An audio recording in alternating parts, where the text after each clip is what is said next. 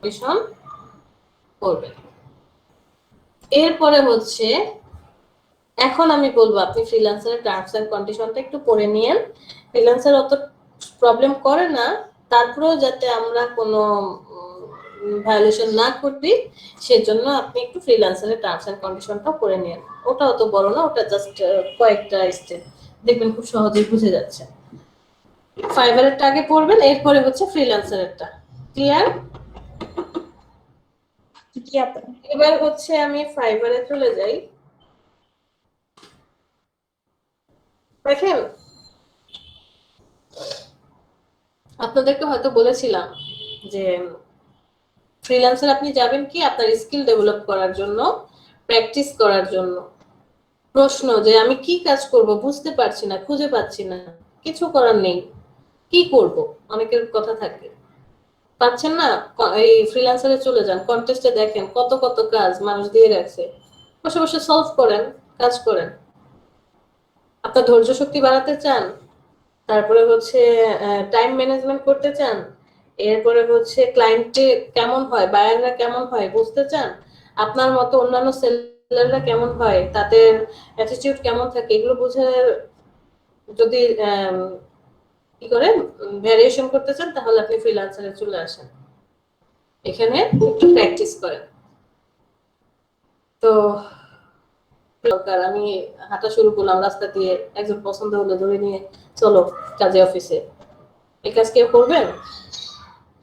কখনোই না। কি বলেন?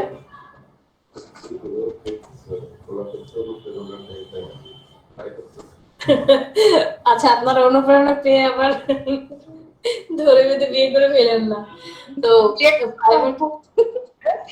এখন তো নাসির টপিক সবকিছুতে, নাচের টপিক হয়ে যাচ্ছে। যাই হোক, আমরা ওই টপিকে না যাই। তো ফাইবারটা হচ্ছে আপনার লাইফ টাইমের জন্য থাকবে, যতক্ষণ না আপনার পিসি নষ্ট হচ্ছে, আপনার অ্যাকাউন্ট ডিসেবল হয়ে যাচ্ছে, কোনো ভায়োলেশন আপনি করেছেন, ওদের কোনো একটা কন্ডিশন ছিল সেটা আপনি মানেননি, আপনার অ্যাকাউন্ট ব্যান করে দিয়েছে, ততক্ষণ পর্যন্ত আপনার এই অ্যাকাউন্টটা থাকবে, আপনি এখানেই কাজ করবেন। শুরুতে আমরা খুবই কম অ্যামাউন্ট দিয়ে কি করি, গিগ বানাই বা কাজ শুরু করি। একটা সময় এসে আবার কি হয়, কাস্টমাইজ করে আমরা এখন একটা বিজনেস কার্ড করে দেবো $5, বাট যখন আপনি ফার্স্ট লেভেল সেলার হয়ে সেকেন্ড লেভেল সেলারে চলে যাবেন তখন কি আর $5 করবেন, তখন $50 দিয়ে কাজ করায় নিবে, $500 দিয়েও আপনি কাজ করবেন। এটা আসলে সময়ের ব্যাপার, সময় লাগবে, কারণ ওই পর্যায়ে যেতেও আমাদের একটা স্কিলের অপশন থাকে। তো এইভাবে বলবো যে আপনি আপনার ওয়াইফকে সাজাতে চাচ্ছেন, বা আপনি নিজেকে, মেয়েরা হচ্ছে নিজেকে সাজায় তার হাজবেন্ডের জন্য, আর ছেলেরা হচ্ছে কি করে বউকে সাজাবে। তো বাস্তবে আপনি আপনার বউকে আপনার সামনেই সাজাবেন দেখার জন্য, শুধু আপনি দেখবেন, অন্যকে দেখতে দিচ্ছেন না, বা আপনি সাজুগুজু করছেন আপনার হাজবেন্ডকে দেখানোর জন্য, বাহিরের পুরুষ যাতে না দেখে। কিন্তু ফাইবারটা হচ্ছে ওপেন, আপনি আপনার এই ওয়াইফকে, লাইফ পার্টনারকে এমন ভাবে সাজাবেন যাতে সবার নজর পড়ে, চোখ যাতে সরাতে না পারে, আপনার অ্যাকাউন্টেই যাতে ঘুরতে আসে, আপনাকেই যাতে অফার করে কাজটা করে দেওয়ার জন্য। মন প্রাণ ঢেলে সাজান, কেউ না করবে না, বাট একটা জিনিস খেয়াল রাখবেন, অন্যের বউকে বা অন্যের হাজবেন্ডকে নিজের বলে চালায় দিয়েন না, তাহলে আবার ফাইবার খুব সুন্দর করে আপনার অ্যাকাউন্ট ব্যান করে দিবে, কেউ যদি কমপ্লেন করে, রিপোর্ট করে সাথে সাথে ব্যান করে দিবে। বুঝাতে পেরেছি? এখন আমি রিসার্চ করব কিভাবে, যে কিভাবে কি বানায়, গিগ কিভাবে বানায়। অ্যাকাউন্ট করা তো একদম সহজ, আপনি যদি ফেসবুকে অ্যাকাউন্ট করতে পারেন তাহলে যে কোনো সাইটে অ্যাকাউন্ট করা একদম ইজি। অ্যাকাউন্টের ব্যাপার আলাদা, অ্যাকাউন্ট যে কেউ আপনি অ্যাকাউন্ট করে রেখে দেন, এরকম আমার পরিচিত অনেকেই আছে, 2, 4, 5টা 10টা মার্কেট প্লেসে অ্যাকাউন্ট করে রেখে দিছে, কিন্তু কাজের বেলায় কোনো কাজ পারে না, কোনো কাজই জানে না। বুঝতে পেরেছেন? সো আপনি বললে তো হবে, ভেরিফিকেশন ব্যাপার আছে একটা, তাই না? হ্যাঁ, বুঝি নাই। বলছে যে অ্যাকাউন্ট করলে তো হবে না, ভেরিফিকেশনের তো একটা ব্যাপার থাকে। হ্যাঁ, ব্যাপার তো অবশ্যই আছে। আপনি এখন একটা অ্যাকাউন্ট করে ভেরিফিকেশন করে ফেলেন, পরবর্তীতে আরেকটা করতে পারবেন না। তো এগুলো প্রত্যেকটা স্টেপ বাই স্টেপ যেতে হবে। আপনি যে কোনো মার্কেট প্লেসে অ্যাকাউন্ট করেন, আপনি কাজ জানেন না, আমরা কাজ জানি না, তাহলে তো প্রবলেম হবে। আগে বুঝে শুনে তারপরে কাজ করব, যে আসলে এখানে কিভাবে কাজ করতে হবে, বা আমি আমার এই গিগটাকে কিভাবে সাজাবো, গিগ কি, এটার ভিতরে আবার কিভাবে আমি আমার পেমেন্টটাকে ঠিকঠাক করে দেবো। একটু স্ক্রল করে নিচে চলে আসি, বা আমি কোন কোন ক্যাটাগরিতে ডিজাইনটা করতে পারবো। এখানে আসলে কিচ্ছু পাবেন না, একটু জাস্ট স্ক্রল করে চলে আসেন। স্ক্রল করে আসার পর এই যে এই পার্টটাতে আসার পর দেখেন গিগ গুলো দেখা যাচ্ছে, এগুলোকে বলা হয় কি। আপনি জাস্ট এইখানে দেখেন, কিছুক্ষণ আগে কিন্তু ছিল না, এখনো কিন্তু নাই, এই জায়গায় কোনো পপ আপ প্যানেল আসে নাই। একটু স্ক্রল করে আসছেন, এই যে দেখেন পপ আপ প্যানেল চলে আসছে। গ্রাফিক এন্ড ডিজাইন রিলেটেড যতগুলো আছে সব এই জায়গায় আসলে পাবেন। ডিজিটাল মার্কেটিং এর পাবেন, writing and translation, video animation, সবকিছু আপনি এখান থেকে দেখতে পারেন। যেহেতু আমরা গ্রাফিক ডিজাইন শিখছি বা গ্রাফিক্স নিয়ে কাজ করবো, আমরা গ্রাফিক ডিজাইনে চলে যাই। নতুন কি কি আসছে, air filter and laces, signage design, আর কি আসছে, ফ্যাশন ডিজাইন, প্যাটার্ন ডিজাইন, কিছু নতুন আসছে। আমরা ধরে নিলাম যে লোগো ডিজাইনের উপরে কি বানাবো, গিগ বানাবো। আমি কিন্তু অ্যাকাউন্ট করে রাখছি, অ্যাকাউন্ট করতে পারবেন যে কোনো সময় যে কোনো মুহূর্তে। বাট গিগ গুলো বানাবেন যখন, একটু বুঝে শুনে সময় নিয়ে, আপনার লাইফ টাইমের জন্য যে জিনিসটা আপনি রাখতে চান সেটাতে তো একটু সময় নিতেই হবে, সাথে সাথে তো কাজ করা যাবে না। আমি লোগো ডিজাইনটাই চলে যাই, যে আমি একটা লোগো ডিজাইনের উপরে গিগ বানাবো। এই লোগোর উপরেও ডিপেন্ড করবে, বিভিন্ন ধরনের লোগো আছে, মিনিমাল লোগো, তারপরে হচ্ছে ব্র্যান্ড লোগো, কর্পোরেট লোগো, এরপরে হচ্ছে আপনার বিভিন্ন ক্যাটাগরি লোগো থাকে। সাপোজ এই দেখেন, signature logo, hand ড্রন, Mascot, 3D, minimalistic, vintage, বিভিন্ন ক্যাটাগরির লোগো আছে। ভিউ অলে গেলে আপনি একটা একটা করে দেখতে পাবেন যে কোন লোগো স্টাইল আপনি দেখতে চান। তারপরে হচ্ছে যে এটা হচ্ছে আমি এখন বায়ার মোডে আছি, আমি এই মুহূর্তে বায়ার মোডে আছি, যে কোন লোগো কতগুলার। মিনিমালিস্টিক 4727টা গিগ আছে, ফ্রি স্টাইলের 2178 3D আছে। সো একটা একটা করে আপনি পার্ট বাই পার্ট দেখেন।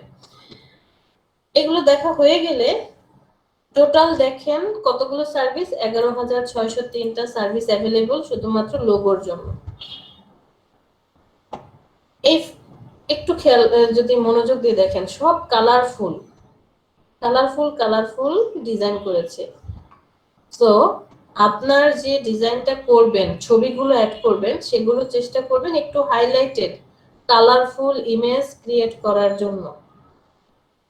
বিকজ এই জিনিসগুলো যে কালারগুলা হাইলাইটেড বাট চোখে কাড়ে না, মানে একটা আছে না, দেখলেই চোখ কটকটে করে, তাকাতে ইচ্ছা করে না, এরকমটা না। আপনি যে কোনো 10 থেকে 25টা বা অনেকগুলো, যতগুলো আপনার মন চায়, আরো বেশিও আপনি কি করতে পারেন, রিসার্চ করতে পারেন। এই এটা যদি দেখি গিগটা, ওনার নাম কি, Mount design, level 2 seller already হয়ে গেছে। কখন নিউ সেলার, আমরা হচ্ছে নিউ সেলার, কোনো কাজ করিনি। লেভেল 1 সেলার হওয়ার জন্য 60 দিনের মধ্যে ওরা টাইম কাউন্টিং করে, আমাদের টাইমের 15 তারিখ থেকে 15 তারিখ পর্যন্ত 60 দিনের মধ্যে আপনাকে কত ইনকাম করতে হবে, কতগুলো কাজ করতে হবে, ওই টার্গেট ফিল আপ করলে আপনি ফার্স্ট লেভেল সেলার হবেন। সেকেন্ড লেভেল সেলার হওয়ার জন্য আপনাকে কত টার্গেট ফিল আপ করতে হবে, টপ লেভেল হওয়ার জন্য কত টার্গেট বা কত টাকা ইনকাম করতে হবে, কত ডলার, সব পাবেন হচ্ছে টার্মস এন্ড কন্ডিশনে। উনি একজন লেভেল 2 সেলার, এ হচ্ছে top rated seller, fibre choice দিয়ে রাখছে, মানে ফাইবারই তাকে চয়েস দিয়ে রাখছে। ইনিও top rated seller, level 2 seller. Suppose আমরা ওনারটাই দেখি, রাইট বাটনে ক্লিক করে আমরা হচ্ছে ওপেন লিংক ট্যাব, ওনারটা দেখি, এটা দেখি। আচ্ছা, এই কয়েকজনেরটাই দেখলাম, আর না। এই যে দেখছেন, I will create a flat minimalistic logo design, এটা হচ্ছে টাইটেল। ওনার গিকটাতে চলে যাই, এটা হচ্ছে টাইটেল। টাইটেলে এই যে আই উইল, এটা ডিফল্ট থাকবে, ডিফল্ট হিসেবে এই জিনিসটা থাকে, আপনাকে ক্রিয়েট করতে হবে এতটুকু, মানে আপনি যে টাইটেলটা দিচ্ছেন চেষ্টা করবেন টাইটেলটা যাতে অনেক বড় না হয়। আপু, হ্যাঁ আমরা যদি গ্রিক, আমরা যে মানে ফাইবারের যে গ্রিকটা সাজাবো, এই গ্রিক অনুযায়ী কি আমাদের কাজ আসবে?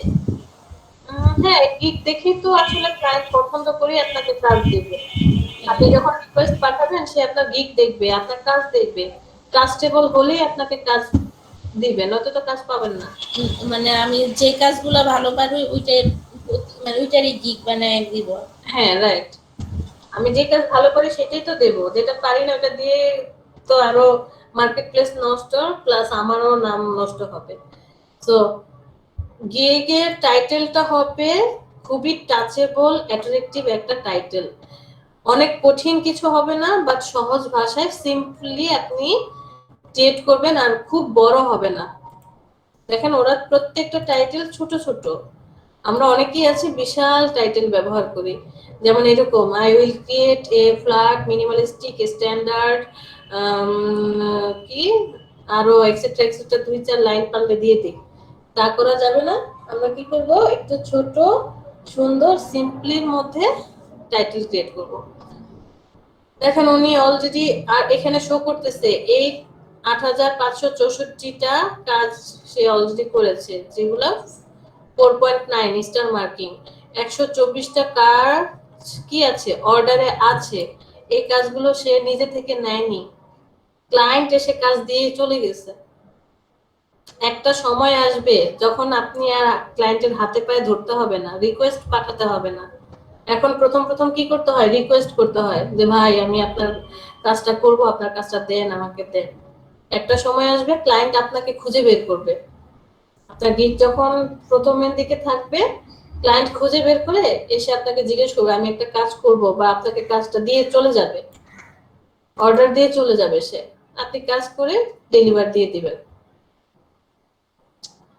তো এই যে দেখেন ছবি, ফার্স্ট টাইম আমরা 3টা ইমেজ অ্যাড করতে পারি। কয়টা? 3টা ইমেজ আপনি অ্যাড করতে পারবেন। বুঝে শুনে ইমেজগুলো ক্রিয়েট করতে হবে। এমন কোনো ইমেজ ক্রিয়েট করা যাবে না বা ডিজাইন দেওয়া যাবে না যেগুলো কপি করেছেন কারোর সাথে ম্যাচ করে। ইউনিক এবং ক্রিয়েটিভ ডিজাইন, সবচেয়ে বেস্ট যে ডিজাইনগুলো সেগুলো আপনি ছবি আকারে করবেন। এই যে গিগের ইমেজের সাইজও কিন্তু আছে, প্রত্যেকটা জিনিস গুগলে গিয়ে সার্চ দিলে পেয়ে যাবেন গিগের ইমেজ সাইজ কত, কত এমবি হতে হবে, তাহলে সে নিবে। সে অলরেডি 1টা 2টা 3টা, এই 3টা হচ্ছে ওর নিজস্ব কাজের ছবি বা ওর গিগের ইমেজ। আর বাকি যেগুলো দেখছেন এই যে, না ও 5টা দিয়েছে, যেহেতু লেভেল 2 সেলার 5টা দিয়েছে। এর পরের গুলো দেখেন, এগুলো হচ্ছে ও ক্লায়েন্টের কাজ করেছে, তাদের রিভিউ সহকারে শো করছে। এটা ক্লায়েন্টের কাজ করা, ক্লায়েন্টের কাজ, ক্লায়েন্টের কাজ করেছে, ঠিক আছে। ক্লায়েন্টের কাজ করলে হ্যাঁ বলেন। একটা লোগোর উপরে যে এই যে বিভিন্ন লতা পাতা থাকে, মানে বিভিন্ন স্টাইলে থাকে, এইগুলা কোথা থেকে করে? এগুলো হচ্ছে ও হয়তো বা কোনো আইডিয়া নিয়ে আসছে, এই যে যেমন এই লোগোটা না, ও আইডিয়া নিয়ে এসে এগুলো সব ভেক্টরে কনভার্ট করেছে, একটা একটা করে ডিজাইন করেছে। এগুলা কি নিজের হাতে করছে নাকি কোথাও থেকে এনে তারপরে করছে? হ্যাঁ, নিজের হাতেই করেছে, নিজের হাতে না। এটা যদি কোথা থেকে এনে করে সেটা তো কপিরাইট হয়ে যাবে। এগুলো আপনি বানাতে পারবেন এই যে ইলাস্ট্রেটরেই প্রত্যেকটা জিনিস, তবে সময় দিতে হয়, একটু সূক্ষ্ম জিনিস তো সময় লাগে বেশি। আচ্ছা আচ্ছা বুঝতে পেরেছি। আচ্ছা, ইমেজের ব্যাপার গেল। এরপরে হচ্ছে গিগের অপশনে আসি। এই যে আপনি গিগটা বানাচ্ছেন, টাইটেল দিলেন, একটা নাম দিলেন, আমার একটা নিজস্ব নাম আছে বা আমার টাইটেল আছে, এবং আমার পরিচিতি দেখালাম, ছবি দিয়ে আমার পরিচয় দিয়ে দিলাম যে এই হচ্ছে আমি, মানে আমি এই কাজগুলো পারি। এটার একটা ডেসক্রিপশন দিতে হবে। সে খুব সুন্দর করে ডেসক্রিপশন সাজিয়েছে যে welcome the world creative logo design. তুমি কি এরকম ক্রিয়েটিভ বা মিনিমালিস্টিক লোগো খুঁজছো, তাহলে তুমি একদম পারফেক্ট প্লেসে আসছো। কেন তুমি আমাকে হায়ার করবা, ওরা কি কি ডিজাইন করে থাকে, ওদের স্যাম্পল ওয়ার্ক দিয়ে দিয়েছে। তারপর হচ্ছে যে আপনি আপনার পোর্টফোলিওর আইটেম কি করতে পারেন, সুন্দর করে অ্যাড করতে পারেন। কিভাবে অ্যাড করবে, আবার ও কি কি ফাইল প্রোভাইড করবে, সব এই যে দিয়ে দিয়েছে যে সে ফাইল ফরম্যাট কোন কোন ফাইল দিয়ে দিবে। নোট দিয়ে দিচ্ছে একটা সুন্দর করে, সে একটা গিগ বানালো। মানে ম্যাম, আমার, হ্যাঁ বলেন। পোর্টফোলিও যে অ্যাড করার জন্য তো মানে ওদের নির্দেশিত থাকে না হ্যাঁ, লিংক, যে হ্যাঁ যে এটার বাইরে যাওয়া যাবে না, যেমন আমাদের বিহেন্সে দেওয়া যায় না, আবার ড্রিবল। টার্মস এন্ড কন্ডিশন পড়লেই বুঝতে পারবেন। এই জন্য তো বলেছি প্রথম কাজ হচ্ছে terms and condition A to Z পড়বেন। কারণ অ্যাকাউন্ট করার সময় বিহান্সের অ্যাকাউন্ট আপনার পোর্টফোলিও অ্যাড করা যাবে না, ড্রিবলের অ্যাকাউন্ট অ্যাড করা যায়। সো আপনি টার্মস এন্ড কন্ডিশন আমরা পড়লেই বুঝতে পারবো যে কোনটা অ্যাড করতে পারবেন, কোনটা পারবেন না, কি করতে পারবেন, কি বাধা দিবেন। এরপরে হচ্ছে তার সম্বন্ধে, মানে আপনি ওই যে অ্যাকাউন্ট করছেন, আমার নিজের অ্যাকাউন্ট, সেই অ্যাকাউন্টে চলে আসবে, সে কোথাকার, কবে অ্যাকাউন্ট করেছে, লাস্ট কখন ডেলিভারি দিয়েছে, রেসপন্স টাইম কত, তার নিজস্ব একটা ডেসক্রিপশন আছে, মানে নিজেকে সে ডেসক্রাইব করেছে কিভাবে। এরপরে আসেন প্যাকেজে। গিগের মধ্যে 3টা প্যাকেজ থাকে, বেসিক, স্ট্যান্ডার্ড, প্রিমিয়াম। আপনি চাইলেই নাম চেঞ্জ করতে পারবেন, অনেকেই নাম চেঞ্জ করে দেয়, বাট আমি এই পর্যন্ত কাউকে দেখি নাই নাম চেঞ্জ করেছে। ডান পাশেও দেখা যায়, ডান পাশে হচ্ছে শর্ট করে, ছোট করে দেখায়, আর একটু নিচে আসলে বড় করে দেখাচ্ছে। ওনার প্যাকেজ হচ্ছে 3টা, বেসিক, স্ট্যান্ডার্ড, প্রিমিয়াম। বেসিকে রেখেছে 10, স্ট্যান্ডার্ডে 25, আর প্রিমিয়াম কি 65। যেহেতু আমরা নতুন, আমরা বেসিক 5 থেকে 10-এর মধ্যে রাখবো, কাজের উপর ডিপেন্ড করে। সাপোজ আপনি একটা বিজনেস কার্ড লোগো ডিজাইন করছেন বা একটা ফ্লেয়ার ডিজাইন করছেন, $5 রাখতে পারেন। বাট ব্রোশিওরটা 3 পেজের, ওটার জন্য আলাদা হতে পারে। আবার লোগোর জন্য এই বেসিক আপনি 5 থেকে 10-এর মধ্যে দিতে পারবেন। এখানে আমরা 15 থেকে 25-এর মধ্যে রাখবো, আর এইখানটায় 30 থেকে 45-এর মধ্যে রাখবো। এমন না যে আমি পরবর্তীতে গিগগুলো এডিট করতে পারবো না, পরবর্তীতে আপনি চাইলে গিগ এডিট করতে পারবেন, বাট একটা কন্ডিশন আছে যে আপনার যদি কোনো কাজ এই গিগের আন্ডারে রানিং থাকে, ওই সময়টা আপনি গিগ কি করতে পারবেন না, এডিট করতে পারবেন। ধরেন আপনার কোনো ক্লিক করছে না, কোনো কাজ আসছে না এই গিগটাতে, আপনি চাইলে সেটা এডিট করতে পারবেন। সে এর আবার একটা ছোট্ট নাম দিয়েছে, স্টার্টার প্যাকেজ। ম্যাম, একটু কোশ্চেন, মানে এডিট করা ভালো নাকি পুরো গিগটা ডিলিট করে স্ট্যান্ডার্ড আর একটা কিছু দেওয়া ভালো? বেটার অপশন কোনটা? বেটার অপশন হচ্ছে এডিট করারই দরকার নেই। আপনি এই জন্য তো বলছি সময় নিতে হবে। আপনি একদিনে না করে প্রয়োজনে 2-4-5 দিন, 1 সপ্তাহ, 10 দিন সময় নেন একটা গিগ বানানোর জন্য। বুঝে শুনে বারবার চেক করেন, কারণ যে প্রত্যেকটা জিনিস চেকিং করে করে গিগ পাবলিশ করেন। এডিট না করাটাই বেটার। কিন্তু ম্যাম দেখা যায় কি, ধরেন শুরুর দিকে যে কাজ করেছি হয়তো 3-4 মাসে যে কাঁচা হাত ছিল, 1 বছর পরে হাতটা মানে কনফিডেন্স লেভেল একটুখানি বাড়ে, তো তখন মনে হয় যে ওই সময় গিগটা একেবারেই ভালো লাগছে না, ভালো লাগে না, তখন ওটার মধ্যে তখন ওটাতে এডিট কাটাছেড়া না করে আমার মনে হয়, বা যেটা শুনি যে পুরোটা ডিলিট করে নতুন করে গিগ দেওয়া হ্যাঁ, ভালো। হ্যাঁ, ওটাই বলো যে এমন না আপনি কখনই কাজটা করবেন। ধরেন মোটামুটি যে 50%ই আপনাকে এডিট করতে হবে, 60% এডিট করতে হবে, তাহলে আপনি টোটালটা ডিলিট করে আগে সবগুলো কপি করে রেখে দেন। কপি করে রেখে টোটালটা ডিলিট করেন, এরপরে নতুন করে গিগ বানান। বাট যদি এমন হয় যে শুধু ছবিটা চেঞ্জ করতে হবে, অথবা ধরেন ভিতরের কোনো একটা প্যাকেজের অ্যামাউন্টটা চেঞ্জ করতে হবে, নো প্রবলেম, আপনি এডিট করেন। বাট বেস্ট হয় ডিলিট করে দেওয়া। আর আরেকটা কথা, আপনি এডিট করলেও কখনোই এই টাইটেলটা এডিট করবেন না, কখনোই না।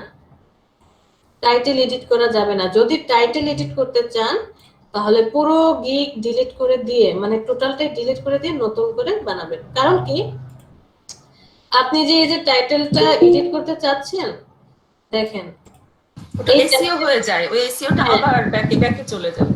এই টাইটেলটা, এই যে লিংক আছে এই লিংকে শো করবে। আপনার টাইটেলটা যখন কেউ সার্চ করবে তখন এই লিংকে শো করবে। এমনি মনে হয় আমার তো পুরোটা তো দেখা যাচ্ছে না, শেষের দিকে আসতো।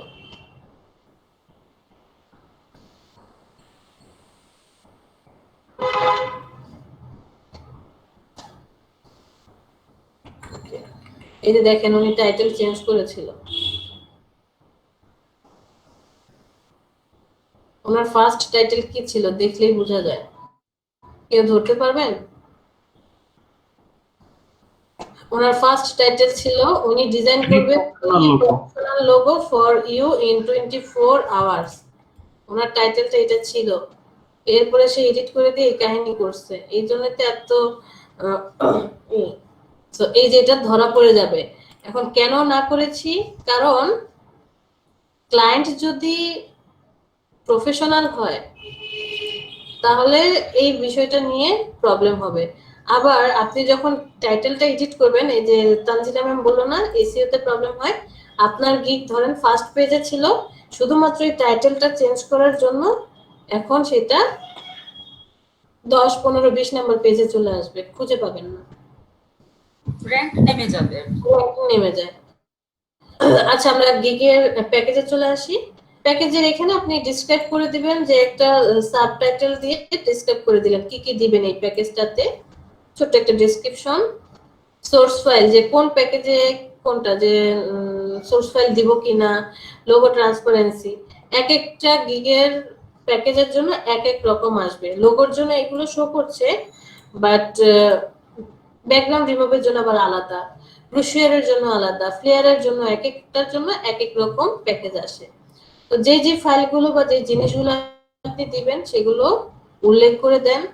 কনসেপ্ট আমরা যেহেতু একদমই নতুন, অত বেশি দেব না, 2, 3, 4, 5 এর মধ্যেই রাখবো। রিভিশন আপনি চাইলে আনলিমিটেড করে দিতে পারেন, যেমন বেসিক আনলিমিটেড, সবগুলো আনলিমিটেড করে দেন, পরে এটাকে আমরা একটু চেঞ্জ করে দিতে পারবো। ডেলিভারি টাইম 1 ডে করে দিয়েছে, আপনি একটু সময় নিতে পারেন, যেমন প্রথমটা রাখলেন 1 দিনে, পরেরটা 2 দিন, পরেরটা 3 দিন, এমন তো বলেই দিলাম। এই তো আবার পরেরটা কি, উনিও দেখেন design two modern minimalistic logo, এও দেখেন জাস্ট তার কাজগুলো রাখলো, পরের কাজগুলো এগুলো সব হচ্ছে ইসে করা, ফাইবারে কাজ করেছে সেগুলো করা। ওনার গিগ সম্বন্ধে দেখেন সে একটু হাইলাইটেড করে লিখেছে, উনিও ইন্ডিয়ার 6 মিনিট আগে ডেলিভারি দিছে, 2015 সাল থেকে অ্যাকাউন্ট ক্রিয়েট, প্যাকেজ দেখেন 10, 35, 125, আবার এক্সট্রা টাকাও নিবে যদি 2 দিনের জায়গায়। এখন এখানে কথা আছে, ডেলিভারি টাইম বাড়িয়ে দিয়ে যে 2 দিনের জায়গায় যদি আপনি 1 দিনে নিতে চান আরো এক্সট্রা $15 দিতে হবে, এটা 1 দিনে ডেলিভারি দিবে। 2 দিনের জায়গায় 1 দিন নিতে হলে আরো $75 এক্সট্রা দিতে হবে। পরেরটা কি করেছে, design modern and trendy logo, তারপরে হচ্ছে এই যে দেখেন ওনার ছবিগুলো, উনি ইয়েলো কালারটাকে হাইলাইটেড করে কাজ করেছে, এগুলো সব হচ্ছে পরবর্তীতে ফাইবারে কাজ করা। গিগ সম্বন্ধে একটা ডেসক্রিপশন দিন। সোর্স ফাইল আর ভেক্টর ফাইলের মধ্যে পার্থক্য কি?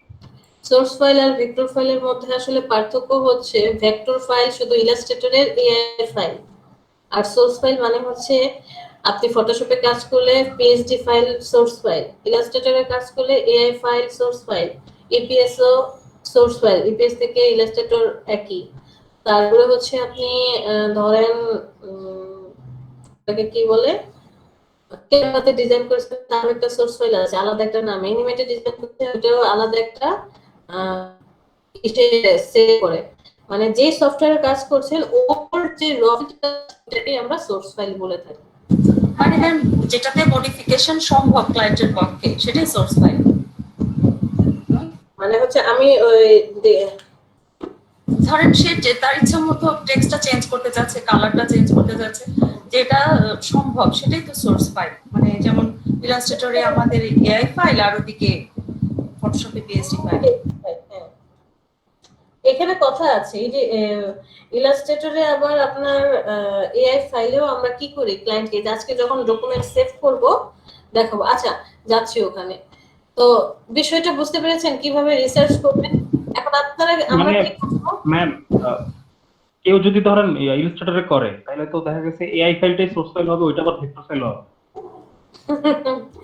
ওইটাকে আমরা দুইটা কপি করে থাকি, একটা হচ্ছে এডিটেবল ফাইল বানাই আর একটা হচ্ছে প্রিন্টেবল ফাইল বানাই। এডিটেবল ফাইল মানে চাইলেই ক্লায়েন্ট কি করতে পারবে, ওই ফাইলটাকে এডিট করতে পারবে। আর প্রিন্টেবল ফাইল মানে হচ্ছে যা ডিজাইন থাকবে সবাইকে শেপে কনভার্ট করে দেব, সরাসরি প্রিন্টে চলে যাবে। তাহলে এখানে আপনি সোর্স ফাইল কোনটাকে বলবেন, এডিটেবল ফাইলটাকে নাকি প্রিন্টেবল ফাইলটাকে? অবশ্যই আমি Printable এডিটেবল file। ফাইলটাকে সোর্স ফাইল বলবো, কারণ এখানে সব সোর্স আছে, আপনি এডিট করতে পারবেন, যে কাউকে দেন সে এডিট করতে পারবে। প্রিন্টেবল ফাইল কখনোই সে এডিট করতে পারবে না, কারণ টেক্সটকেও কি করব, শেপে কনভার্ট করে দেব, টেক্সট চেঞ্জ করতে পারবে না। তারপরে হচ্ছে ধরেন স্ট্রোক গুলা যে আউট করা। আউটলাইন হয়ে যাবে এরকম।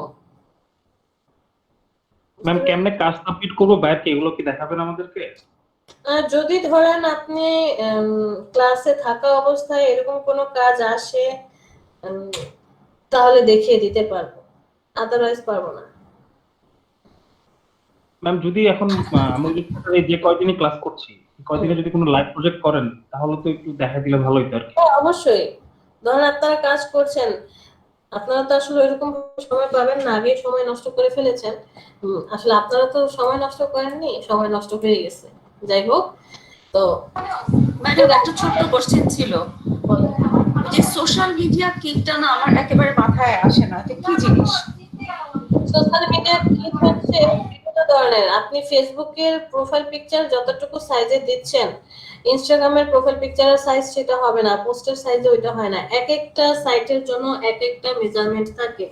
তো আপনি কি করছেন, প্রত্যেকটা সাইটের জন্য আলাদা আলাদা ইমেজ ওইভাবে ক্রিয়েট করে দিবেন। তাকে এর জন্য বলেছেন যে না আমি একটু নিয়ে আসবো, মানে আলাদা আলাদা পেজ সেটআপ দিয়ে প্রত্যেকটা আলাদা আলাদা ফাইল দেওয়া। প্রত্যেকটা সাইজের এবং মানে হাইট ওয়াইড এবং হচ্ছে ভিতরের যে সাইজ মেজারমেন্ট সব ক্রিয়েট করে দিতে হবে।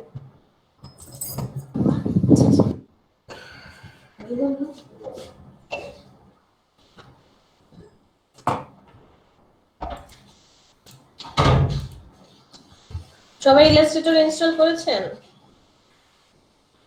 আচ্ছা, জি ম্যাম।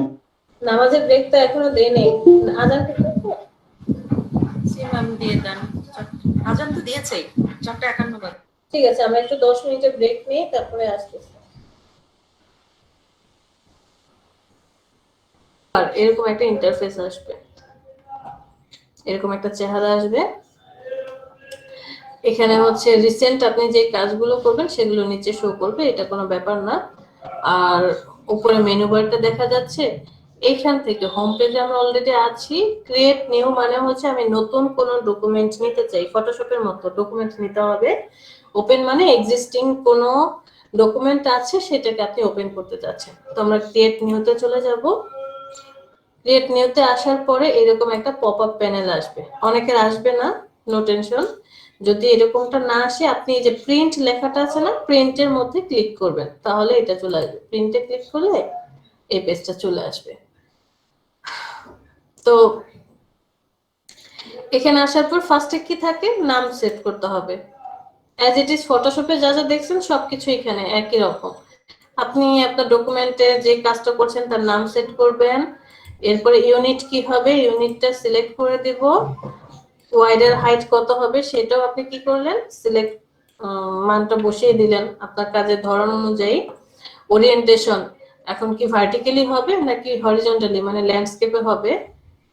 এক্সট্রা একটা পার্ট আছে আর্টবোর্ড, আমরা এই বিষয়গুলো নিয়ে আস্তে আস্তে কথা বলবো। আমার এখানে একটা আর্টবোর্ড আছে, আর বাকি কিছু আমি ধরলাম না কারণ পরবর্তীতে আবার দেখাবো। আমি একটা আর্টবোর্ড দিয়ে ওয়াইড হাইট দিয়ে, এই যে এখানে দেখেন অ্যাডভান্স অপশনে কালার মোড সিএমওয়াইকে আর পিপিআই 300। ফটোশপে পিপিআই মানে বোঝায় পিক্সেল পার ইঞ্চি, এর মানে ফটোশপ পিক্সেল নিয়ে কাজ করে। স্কেলার কি বলে, পার্ট নিয়ে কাজ করে, যে কারণে তাকে পিক্সেল পার ইঞ্চি বলা হচ্ছে। বাট ইলাস্ট্রেটর পিক্সেল নিয়ে কাজ করে না। ইলাস্ট্রেটরের যে ছবিগুলো হয় সেগুলো যতই জুম করেন ফাটবে না। ইলাস্ট্রেটর কাজ করে ডট নিয়ে, ডট ডট ডট ডট, যেটাকে বলা হয় পয়েন্ট। পিপিআই মানে পয়েন্ট পার ইঞ্চি। বাকি সব ঠিক রেখে আমি ক্রিয়েটে ক্লিক করলাম, একটা ডকুমেন্ট চলে আসছে। এখানটায় যখন আপনি ওপেন করবেন, এট ফার্স্ট যখন এই ফাইলটাকে ওপেন করবেন তখন দেখতে ঠিক এরকমটা হবে। দেখতে একদম সেম টু সেম এই চেহারা হবে।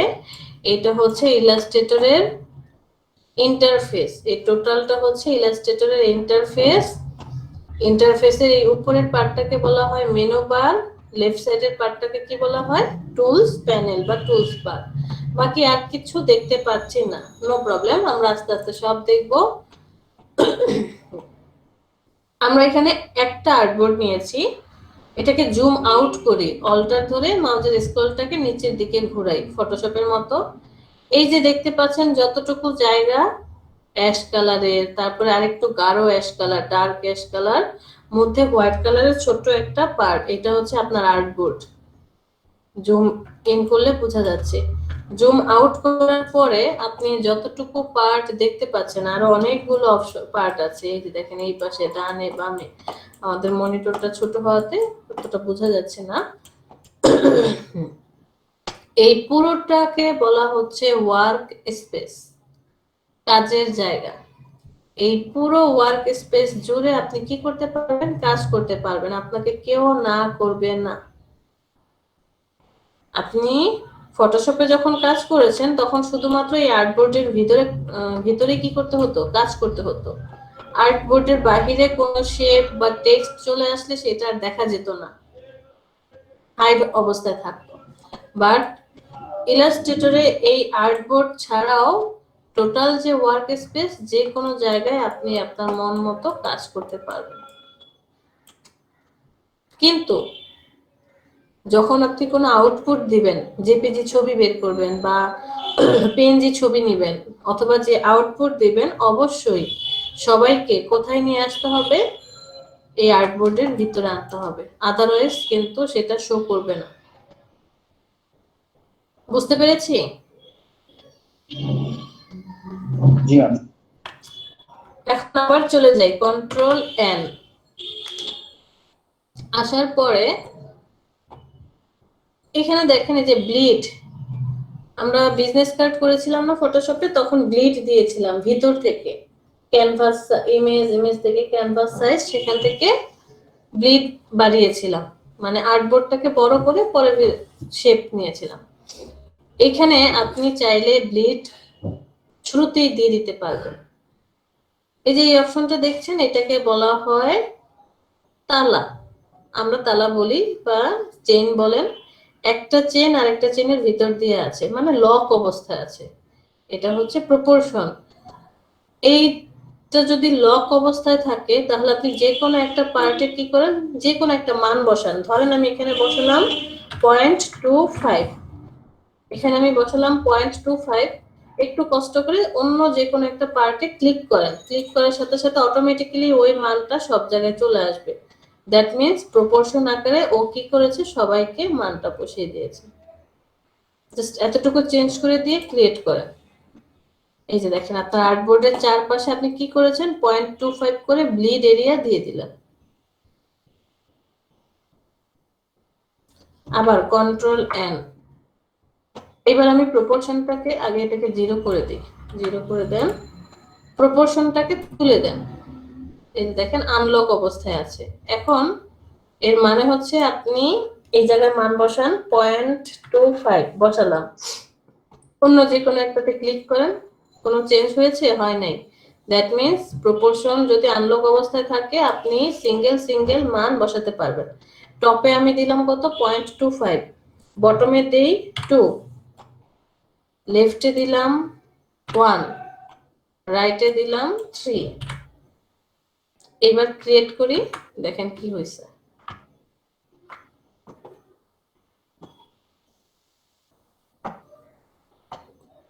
টপে দিয়েছিলাম কত? 0.25, বটমে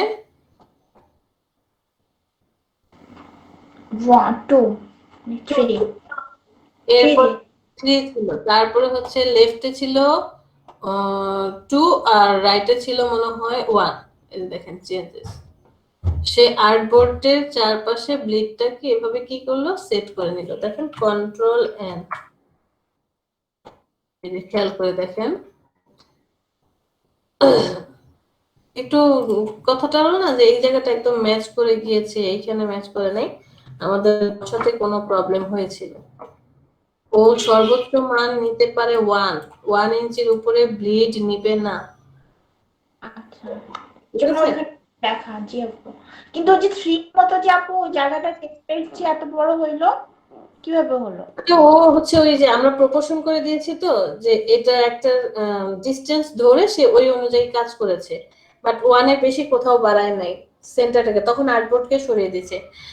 আর পার্সোনালি আমি কখনোই এখান থেকে ব্লিডে কাজ করি না।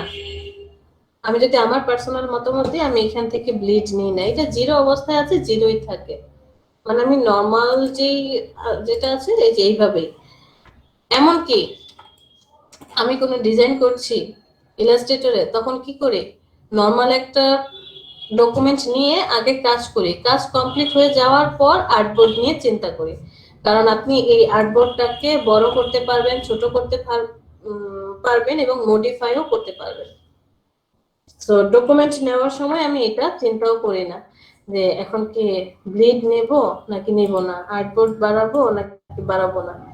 সাপোজ আমার দরকার A4 সাইজ পেপার, আমি এখানে 7/5 নিয়ে কাজ করি, আর্টবোর্ডের জায়গায় পড়ে থাকে, আর্টবোর্ডের বাহিরে কাজ করি। এরপরে হচ্ছে আউটপুট দেওয়ার আগে যাই এবার সবাইকে ঠিকঠাক করে আসি, একটা একটা করে সব দেখবো। সো আমরা ব্লিডের কাহিনী বুঝতে পারছি।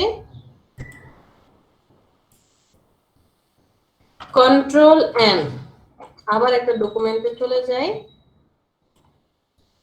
এটাকে 0 করে দেন। অ্যাডভান্স অপশনে ক্লিক করলে দেখেন এই যে কালার মোড CMYK আছে, এটা ডিফল্ট। আপনি চাইলে RGB করতে পারেন।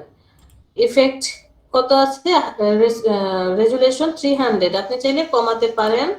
আর ডিফল্ট প্রিমিয়াম মোড ডিফল্ট দেওয়া আছে, আপনি পিক্সেল বা ওভারপ্রিন্টে কনভার্ট করতে পারেন, পিছনের চেহারাটা পাল্টে যাবে। আর এইখানে এসে মোর সেটিংস নামে একটা অপশন আছে, মোর সেটিংসে চলে যাই। মোর সেটিংসে গেলে এখানে যা যা আছে সব আপনি এখানে পেয়ে যাবেন, A to Z সব। নাম পেয়েছেন, প্রোফাইল পাবেন, যে কি প্রোফাইলে কাজ করছি, ওই যে প্রিন্ট প্রোফাইলে। নাম্বার অফ আর্টবোর্ড, এই যে আর্টবোর্ড, এটা যখন আপনি নাম্বার অফ আর্টবোর্ড নিয়ে কাজ করবেন তখন এই যে দেখেন হাইড অবস্থায় আছে, এগুলো অ্যাক্টিভ হয়ে যাবে। সাইজ, যদি অন্য কোনো সাইজ দিতে চান এখানে ডিফল্ট কিছু সাইজ আছে, আপনার পছন্দের কোনো মেজারমেন্ট থাকলে সেটা বসান, ইউনিট বসান, ওরিয়েন্টেশন, ব্লিড অপশন সব এখানে পেয়ে গেছেন। আমরা কি যেন বাদ দিয়ে গিয়েছিলাম এখান থেকে, আর্টবোর্ড বাদ দিয়ে গিয়েছি। ধরে নেন আপনাকে একটা নোটপ্যাড ডিজাইন করতে হবে অথবা ডায়েরি ডিজাইন করতে হবে, বা ধরে নিলাম একটা ম্যাগাজিন ডিজাইন করতে হবে। ম্যাগাজিনটা 10 পেজের, কয় পেজ, 10 পেজের, এটা আমাদেরকে এখন ডিজাইন করতে হবে। আর্টবোর্ড যখন 1-এর অধিক হয়ে যাবে, মানে 2 অথবা তার বেশি, সাথে সাথে এই পার্টগুলো অ্যাক্টিভ হয়ে গিয়েছে। 1 থাকলে কিন্তু হাইড, যখনই 2 বা তার বেশি দিবেন তখনই কি হবে, অ্যাক্টিভ হয়ে যাবে। আমার টোটাল আর্টবোর্ড কয়টা দরকার, 10টা দরকার। আমি 10টা পেজের ডিজাইন করব, টোটাল 10 পেজের ডিজাইন করব। এই আর্টবোর্ড গুলোর ফ্লোটা কেমন হবে সেটা এখানে দেওয়া আছে। মানে হচ্ছে আমরা যখন ধরেন পেজ উল্টাচ্ছি, একটার পর একটা পেজ দেখছি, সেই পেজগুলো কেমন হয়, আপনি ফার্স্ট পেজ উল্টালেন, এরপরে সেকেন্ড উল্টালেন, থার্ড উল্টালেন, লেফট থেকে রাইটের দিকে যাচ্ছে যখন আমরা বই পড়ি, তাই না, লেফট থেকে রাইটের দিকে। আবার যখন কোরআন পড়ি তখন কি হয়, রাইট থেকে লেফটের দিকে।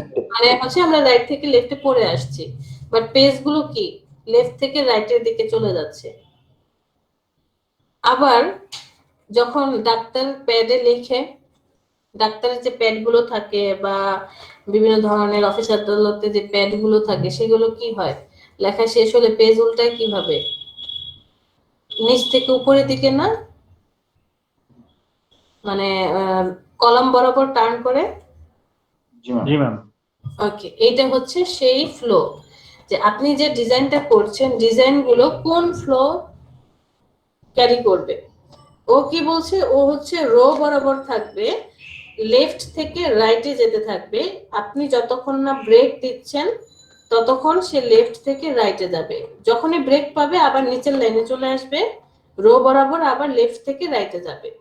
এরপরেরটা বলছে ও কলাম বরাবর থাকবে, উপর থেকে নিচের দিকে আসতে থাকবে, যতক্ষণ না আপনি ব্রেক দিচ্ছেন, ব্রেক পাওয়ার সাথে সাথে আবার পরের লাইনে গিয়ে উপর থেকে নিচের দিকে কলাম বরাবর আসবে।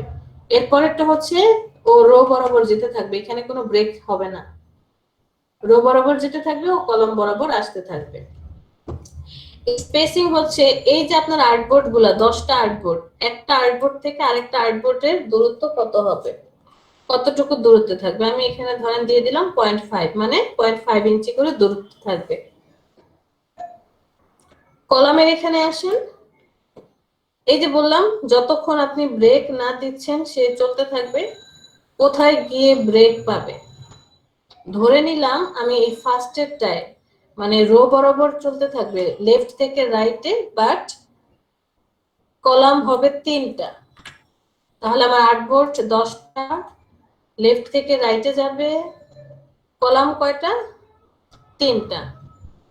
আর এখানে আমি করে দিলাম হচ্ছে 5। ঠিক আছে, ক্রিয়েট ডকুমেন্ট। ওকে, দেখেন এই যে এটা যদি 1 নাম্বার পেজ হয়, 2 নাম্বার পেজ কোনটা, এইটা, 3 নাম্বার এইটা, ব্রেক পেয়েছে, ঘুরে এসে আবার এখানে 4 5 6 ব্রেক পেয়েছে, ঘুরে এসে 7 8 9, এটা 10 নাম্বার। আমরা কিন্তু এইভাবে গুনতে পারবো না, 1 2 3 4 5 6 7, এখানে 8 হওয়ার কথা ছিল, 8 নাই, তো এইভাবে হবে না, হবে কি এখান থেকে এই বরাবর, কন্ট্রোল এন, আবার চলে যায় মোর অপশন। এখন দেব কলাম বরাবর, উপর থেকে নিচের দিকে আসবে, বাট ব্রেক পাবে, কয়টা, 3টা করে দিলাম এখানে। ক্রিয়েট ডকুমেন্ট, এই যে দেখেন এবার কি কলাম বরাবর আসছে, এটা যদি 1 হয়, এটা 2 3 4 5 6 7 8 9, এটা হচ্ছে 10 নম্বর। তাহলে দুইটার মধ্যে ডিফারেন্স পেয়েছেন। জি ma'am. Control N, mode settings. আমি এই সেটআপ গুলো কি বুক কভার পেজের প্রয়োজন হয় না?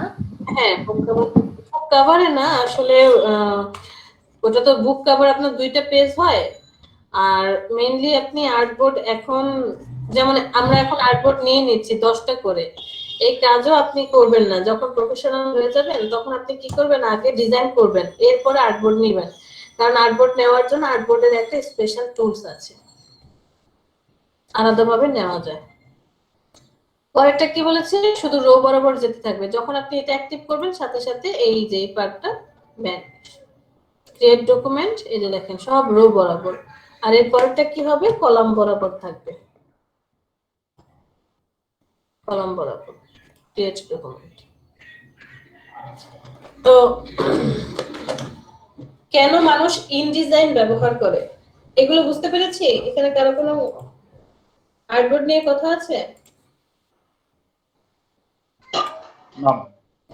আচ্ছা, মানুষ কেন ইনডিজাইন কাজ করে, ম্যাগাজিন বইগুলো এত বড় বড় পেজ, আমি 10 পেজ নিয়ে কাজ করছি, আমার পিসি যত হাই কনফিগারেশন হবে, যত বিল্ড আপ হবে, তত আপনি ভারী ভারী কাজ করতে পারবেন, বাট ইনডিজাইনে হয় কি এই কাজগুলো খুব সহজে করা যায়।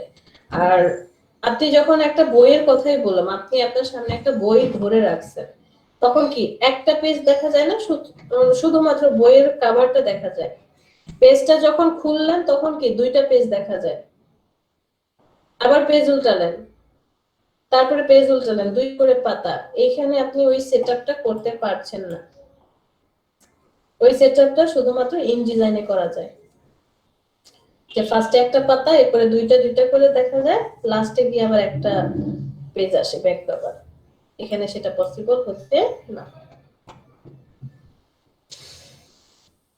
ডকুমেন্ট সেটআপ বুঝতে পেরেছি। এখানে এই উপরের পার্টটাকে কি বললাম আমরা? Menu bar. বাম পাশে একটা টুলস প্যানেল, আর কিছুই তো দেখতে পাচ্ছি না। এখানে যে ওয়ার্ক স্পেসটা আছে সেটা আপনি আপনার নিজের মতো করে সাজাতে পারবেন। এই যে উপরের এজেন্সিয়াল দেখা যায়, এখানে চলে যান। সাপোজ আপনি পেইন্টিং রিলেটেড কাজ করবেন, পেইন্টিং এ যেই টুলস গুলো দরকার, পেইন্টিং ক্লিক করলে ওই রিলেটেড সবগুলো জিনিস আপনার প্যানেলে চলে আসবে। আবার আমার হচ্ছে ফর টাইপোগ্রাফি রিলেটেড কাজ করব, ক্লিক করেন, টাইপোগ্রাফি রিলেটেড যা যা আছে সব আপনার এই প্যানেলে চলে আসবে। আমি এখান থেকে কি করি, এজেন্সিয়াল সিলেক্ট করে রাখি, আমার যা যা দরকার আমি পরে নিয়ে আসবো। আর কোনো প্রবলেম হলে এজেন্সিয়াল থেকে রিসেট এজেন্সিয়াল দিয়ে দিই, রিসেট করে দিলেই সব আগের মতো ফিরে আসবে। তো এমন হতে পারে কখনো যে আপনি কাজ করতে করতে কোনো কারণে এই জিনিসগুলো ভ্যানিশ, খুঁজে পাচ্ছেন না, চলে যাবেন এই অপশনটাতে, রিসেট করে দিবেন, সাথে সাথে ইলাস্ট্রেটর শুরুর লগ্নে যেমন ছিল অমনটা চলে আসবে। আমার এখানে মেনু বারের পরে কি থাকার কথা ছিল? কন্ট্রোল, সামনে জুম হতে থাকবে, দেখেন জুম হচ্ছে এই পার্টটা 3%, আর সর্বোচ্চ জুম ইন হয় 64,000%। এর বেশি আর কি হয় না, জুম ইন হয় না, 64,000%, এরপরে আর জুম ইন হবে না। আমি চাচ্ছি যে আমি অন্য কোনো টুলসে কাজ করছি, অন্য কোনো টুলসে কাজ করা অবস্থায় অটোমেটিকলি শর্টকাটে জুম ইন জুম আউট করবো। জাস্ট অল্টার চেপে ধরে মাউসের স্ক্রলটাকে উপর নিচে ঘোরাবেন, নিচের দিকে ঘোরালে জুম আউট, উপর দিকে ঘোরালে জুম ইন, যেটা ফটোশপেও কাজ করেছি। পাশে হ্যান্ড টুল দেখতে পাচ্ছি, এখানে হ্যান্ড টুল সিলেক্ট করলেও হবে, অথবা কিবোর্ড থেকে এইচ এ প্রেস করলেও হ্যান্ড টুল চলে আসে। হ্যান্ড টুল দিয়ে আপনি এক জায়গা থেকে আরেক জায়গায় কি করতে পারবেন, আর্টবোর্ডটাকে বা ওয়ার্ক স্পেসটাকে মুভ করাতে পারবেন। বাট আমি অন্য কোনো টুলসে কাজ করছি, অন্য আরেকটা টুলসে কাজ করছি, এই অবস্থায় কি করতে চাই, মুভ করাতে চাই। জাস্ট কিবোর্ডের স্পেসটাকে চেপে ধরেন, স্পেসটাকে চেপে ধরার সাথে সাথে এই যে দেখেন হ্যান্ড টুল আছে, তখন আপনি আর্টবোর্ডকে মুভ করাতে পারবেন। একটু আগে বললাম না যে আমি যখন কাজ করি তখন ডকুমেন্ট, নর্মাল একটা ডকুমেন্ট কোনো রকম জাস্ট ক্রিয়েট করি, ক্রিয়েট করে দিয়ে কাজ কমপ্লিট করছি। কমপ্লিট করার পরে আমার যদি আর্টবোর্ড নিয়ে চিন্তা করতে হয়, আমি সেই আর্টবোর্ড কাজ করব বা আর্টবোর্ড নেব। হ্যান্ড টুলের উপরে দেখেন এই যে আর্টবোর্ড দেখা যায়, জাস্ট আপনি আর্টবোর্ডটা সিলেক্ট করেন, সাথে সাথে আর্টবোর্ড অ্যাক্টিভ হয়ে গিয়েছে। এখান থেকে আচ্ছা আমি উইন্ডো থেকে প্রপার্টিজটা নিয়ে আসি। কে ক্লাসে জয়েন দেয় এখন? বিশ্বজিৎ বড়ই, আপনার কি সবসময় প্রবলেম থাকে? এক, এই আর্টবোর্ডের সাইজ কত আপনি কোথায় পাবেন? কন্ট্রোল প্যানেলে দেখেন এই যে ওয়াইড দেওয়া আছে 7, হাইট দেওয়া আছে 5, এখান থেকেও আপনি চেঞ্জ করতে পারবেন, অথবা প্রপার্টিজ থেকে আপনি ক্লিক করে আর্টবোর্ডটা নিয়ে আসতে পারেন। এই যে প্রপার্টিসে ক্লিক করলে আর্টবোর্ডটা চলে আসবে। প্রপার্টিস কোথা থেকে আনলাম? উইন্ডো থেকে প্রপার্টিসটা নিয়ে আসছি। এখন আমি চাচ্ছি এই আর্টবোর্ডের সাইজটাকে চেঞ্জ করার জন্য। সাপোজ আমি হোয়াইট কি করতে চাই, হোয়াইট দিতে চাই হচ্ছে 8.5, আপনি এখানে 8.5 সিলেক্ট করেন। হাইট করতে চাই কত, 11, ইন্টারে প্রেস করেন, দেখেন এই আর্টবোর্ড বড় হয়ে গিয়েছে। অথবা আপনার এখন কি দরকার, আরো 2টা আর্টবোর্ড দরকার, আপনি 3 পেজের ডিজাইন করছেন, 2টা আর্টবোর্ড আরো এক্সট্রা দরকার। এই যে এখানে দেখেন নিউ আর্টবোর্ড, এখানে ক্লিক করার সাথে সাথে ওই যে আগের আর্টবোর্ড ঠিক সেই মেজারমেন্টে আরেকটা আর্টবোর্ড হয়ে যাবে। এখানে ক্লিক করেন, ওই মেজারমেন্টে আরেকটা আর্টবোর্ড হয়ে যাবে। অথবা আপনি আপনার নিজের মতো করে আর্টবোর্ড ক্রিয়েট করতে পারেন। সাপোজ আপনি এখানে একটা আর্টবোর্ড এই যে ড্র্যাগ করছি, মাউসে ক্লিক করে চেপে ধরে ড্র্যাগ করছি, আরেকটা আর্টবোর্ড হলো, এটার মান প্রয়োজনে আপনি কি করতে পারবেন, ছোট করতে পারবেন, যেটা হচ্ছে 6/10, এই একটা আর্টবোর্ড দরকার। যে কোনো শেপের যে কোনো আর্টবোর্ড আপনি ক্রিয়েট করবেন, অথবা কাস্টম কোনো শেপ চান সিলেক্ট করেন, এই যে শেপ ক্রিয়েট হয়ে যাচ্ছে। একটা আর্টবোর্ড নিলেন, এটাকে আপনি এখন অন্য কোনো শেপে, যেমন আইফোন এক্সেল যা যেটা সেটা অ্যাক্টিভ করে দিলেন। যত খুশি আর্টবোর্ড আপনি সিলেক্ট করেন। আর্টবোর্ড ডিলিট করতে চাইলে কি করবেন, জাস্ট আপনি আর্টবোর্ডটাকে কি এখান থেকে মাউসে ক্লিক করে, সাপোজ আমি 2 নাম্বারটা ডিলিট করে দেব, 2 নাম্বারটা সিলেক্ট করেন, মাউসে ক্লিক করলেই সিলেক্ট হয়ে যাচ্ছে, এখান থেকে ডিলিট, অথবা সিলেক্ট কিবোর্ড থেকে ডিলিট, সিলেক্ট কিবোর্ড থেকে ডিলিট। এই আর্টবোর্ডে কিন্তু আবার নামও চেঞ্জ করা যায়, প্রত্যেকটা আর্টবোর্ডের নাম যখন আপনি আমি আর্টবোর্ড সিলেক্ট করবো তখন আমার আর্টবোর্ডের মধ্যে এটা অপশনটা থাকতে হবে, আর্টবোর্ড টুলস এর মধ্যে। হ্যাঁ, আর্টবোর্ড অ্যাক্টিভ থাকতে হবে, আদারওয়াইজ কাজ করবে না। এই যে টুলসটা অ্যাক্টিভ থাকতে হবে। সিলেক্ট কিবোর্ড থেকে আমি ডিলিট করে দিচ্ছি, আমার এই আর্টবোর্ড দরকার। বলেন তানজিলা ম্যাম কিছু বলছেন? না সরি খেয়াল করিনি। আচ্ছা, তো আপনার যে অ্যাডবোর্ডই দরকার হয় না কেন, আপনি খুব সুন্দর করে সেই অ্যাডবোর্ড গুলো নিয়ে নিতে পারবেন। সাপোজ আমার একটা শেপ আছে, আমি এই শেপ ধরে ধরে কাজ করেছি, যে এরকম একটা শেপ নিয়ে কাজ করলাম, এটাকে আমি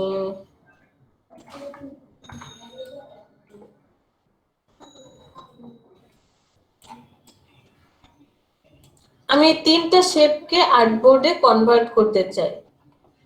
এই যে 3টা শেপ, এই 3টা শেপ কি হয়ে যাবে, আর্টবোর্ডে কনভার্ট হয়ে যাবে। তাহলে আপনি কি করবেন, চলে যাবেন এডিট থেকে, সরি এডিট না, অবজেক্ট থেকে স্ক্রল করে নিচে চলে যান, এই যে দেখেন আর্টবোর্ড।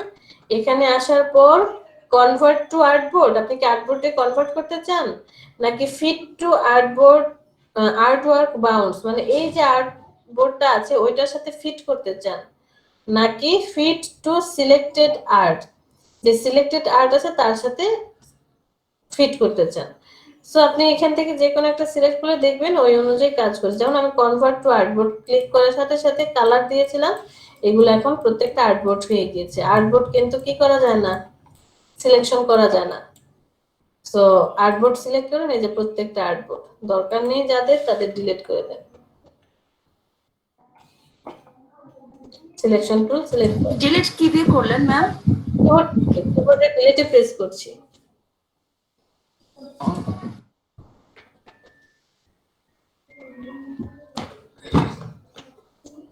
এরপর কিছু শর্টকাট জেনে রাখেন, সামনে যদি খাতা থাকে লিখে রাখেন।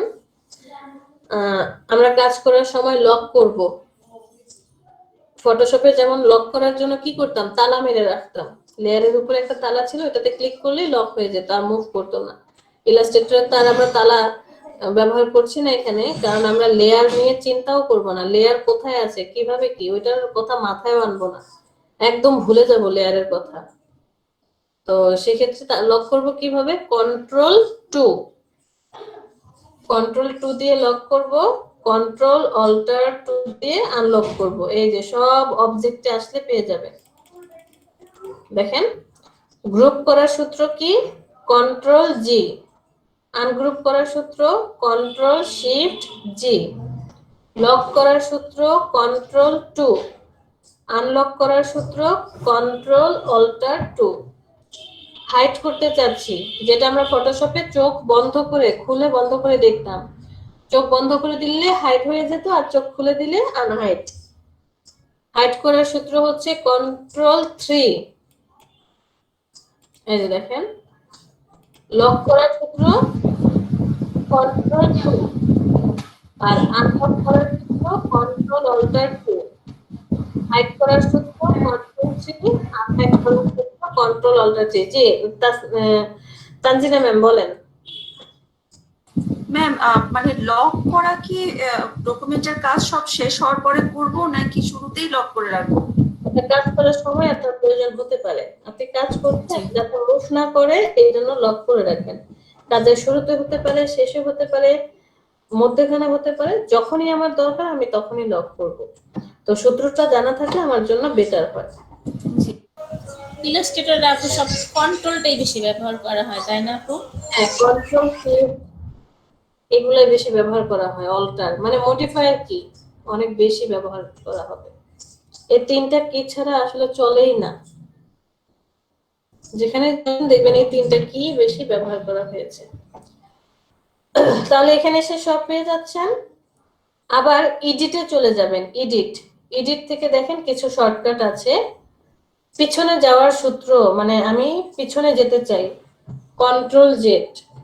সামনের স্টেপ যেতে চাই, কন্ট্রোল শিফট জেড। কোনো কিছুকে কেটে ফেলতে চাই, কন্ট্রোল এক্স।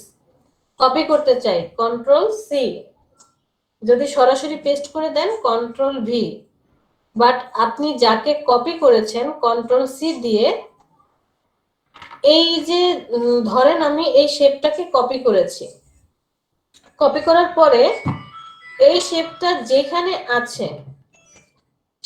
যেখানে আছে ঠিক সেখানেই পেস্ট করতে চাই। এটাকে বলা হয় পেস্ট ইন ফ্রন্ট, যে সামনে পেস্ট করতে চাই, তখন কন্ট্রোল এফ। আর যদি এই শেপটার পিছনে পেস্ট করেন তাহলে কন্ট্রোল বি। শেপটা যেখানে আছে ঠিক সেখানেই পেস্ট করব, কন্ট্রোল শিফট ভি। এই যে চারটা জিনিস, এই চারটা জিনিস অনেক বেশি কাজে লাগে। দেখবেন আমি কাজ করার সময় বারবার এই জিনিসটা করছি, আপনারা ভুলে যাচ্ছেন আর আমাকে জিজ্ঞেস করছেন ম্যাম এটা কিভাবে। ম্যাম পেস্ট ইন প্লেসটা কি বুঝি নাই। পেস্ট ইন প্লেস মানে হচ্ছে শেপটা যেখানে আছে ঠিক সেখানেই আমি পেস্ট করব। সাপোজ আমি একটা শেপ নিলাম, শেপটাকে কি করলাম, কপি করলাম, কন্ট্রোল সি দিয়ে কপি করেছি অলরেডি। এরপরে কন্ট্রোল, এই যে paste in place, control shift V. আপনি কন্ট্রোল শিফট ভি প্রেস করেন, এটা ওইখানেই পেস্ট হয়েছে। দেখা যাচ্ছে না, বোঝা যাচ্ছে না, কালার চেঞ্জ করে দিই। এখন দেখেন, সরান, ওই যে পেয়েছেন, মানে শেপটা যেখানে আছে ঠিক ওইখানটাই পেস্ট হবে। তারপর ওই যে ফ্রন্টটাও তো একই না হয়ে গেল, ফ্রন্ট পেস্ট ইন ফ্রন্ট একই, সেম টু সেম। আচ্ছা, এবার আসেন কালারের বিষয়ে। আপনি কালার কোথায় কোথায় চেঞ্জ করতে পারবেন, কোথা থেকে কালার চেঞ্জ করতে পারবেন। ফটোশপে আপনারা দেখে আসছিলেন যে পাথ মোডে যারা থাকে মানে সিলেকশন মোডে যারা আছে ওদের জন্য কালার অ্যাপ্লাই করার দুইটা অপশন ছিল, ফরগ্রাউন্ড কালার, ব্যাকগ্রাউন্ড কালার। সূত্র কি ছিল? অল্টার ডিলিট বা alt backspace, control delete অথবা কন্ট্রোল ব্যাক স্পেস। ইলাস্ট্রেটরের সিলেকশন মানে পাথ মোডের কোনো জায়গায় নেই, এখানে পাথ বলতে কোনো কথা নেই। কি কথা? শেপ মোড, সব হচ্ছে শেপে, ভেক্টরে। সো এখানে কি থাকবে? দুইটা কালার থাকবে। কি কি? ফিল এন্ড স্ট্রোক, যেটা আমরা ফটোশপে দেখে আসছিলাম ছোট্ট একটা পার্টে। শেপ টুল আর হচ্ছে পেন টুল দিয়ে কাজ করার সময় পেয়েছিলাম। তো আমরা এই কালারটা কয়ভাবে চেঞ্জ করতে পারবো? আপনি কালারটা মোটামুটি 5 ভাবে চেঞ্জ করতে পারবেন, টোটাল 5 রকম ভাবে। কিভাবে? ফার্স্ট, 1 নাম্বার, এই যে এটা হচ্ছে ফিল কালার,